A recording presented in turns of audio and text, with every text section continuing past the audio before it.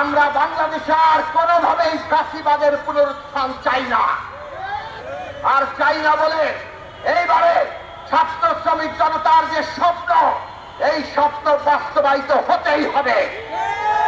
তার জন্য আমাদের ঐক্য দরকার। আমরা বাংলাদেশের সমস্ত রাজনৈতিক দলের প্রতি বলি, এই দেশের রাজনৈতিক দলগুলো বিশেষভাবে ফ্যাসিবাদের বিরুদ্ধে 15.5 বছর ধরে লড়াই করেছে। 19 সালের পরে পরিষ্কার আমরা বলেছি, এই বিদ্যমান রাষ্ট্র ব্যবস্থা যেটা একটা স্বৈরাচারী ফ্যাসিস্ট ব্যবস্থায় পরিণত করেছে শেখ হাসিনা, বিশেষভাবে 11 সালের পঞ্চদশ সংশোধনীর পরে 14 সালে বিনা ভোটের নির্বাচন, 18 সালে মধ্যরাতের ভোট ডাকাতির নির্বাচন, আর 24 সালে আমি জামিন নির্বাচন। এই 7 কিছুর মধ্য দিয়ে এই রাষ্ট্র, এই সংবিধান, এই আইন কানুন সবকিছুকে তারা যে ব্যবস্থায় পরিণত করেছে, তাতে আর একটি নির্বাচনও সুষ্ঠু হওয়া এর মধ্য দিয়ে সম্ভব নয়।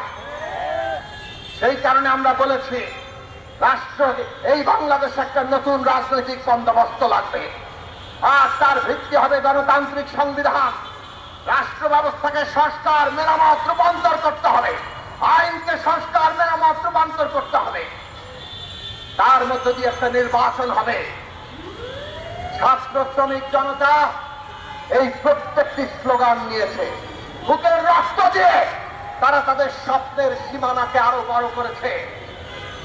আমরা বাংলাদেশে আর কোনোভাবেই ফ্যাসিবাদের পুনরুত্থান চাই না, আর চাই না বলে এইবারে ছাত্র শ্রমিক জনতার যে স্বপ্ন, এই স্বপ্ন বাস্তবায়িত হতেই হবে। তার জন্য আমাদের ঐক্য দরকার। সমস্ত রাজনৈতিক দলের সামনে আজকে চ্যালেঞ্জ, জনগণের আকাঙ্ক্ষা, জনগণের স্বপ্নকে সত্যে পরিণত করতে পারবেন কিনা। আমরা যদি জনগণের স্বপ্নকে সত্যে পরিণত করতে চাই, আর কাউকে ফ্যাসিস্ট হিসাবে দেখতে না চাই, তাহলে আমাদের ঐক্যবদ্ধ থাকতে হবে। আমাদের ঐক্যবদ্ধভাবে একটা গণতান্ত্রিক সংবিধান, রাষ্ট্র ব্যবস্থার সংস্কার, একটা নতুন বন্দোবস্ত এবং তার ভিত্তিতে নির্বাচন, তার জন্য লড়াই করতে হবে। আসুন আমরা ঐক্যবদ্ধ হই। মাওলানা ভাসানীর পথ, তার দেখানোর দিশা আজকে আমাদেরকে এইখানেও পথ দেখায়। এই দেশের খেটে খাওয়া মানুষ, শ্রমিকেরা তাকিয়ে দেখুন শহীদের তালিকার দিকে। 1600-র উপরে ছাত্র শ্রমিক শহীদ হয়েছে, তাদের অধিকাংশ শ্রমজীবী মানুষ, শ্রমিক। 500-র উপরে চোখ অন্ধ হয়ে গেছে, 50,000-এর উপরে আহত, বেশিরভাগ শ্রমজীবী শ্রমিক তরুণরা। এই দেশের শ্রমিক, কৃষক, খেটে খাওয়া মানুষের মুক্তি না আসলে, তাদের কথা সংবিধানে না থাকলে, জনগণের হাতে ক্ষমতা না থাকলে, আর ক্ষমতাবানেরা জনগণের কাছে জবাবদিহিতা না করলে, কোন সংবিধান গণতান্ত্রিক হতে পারে না।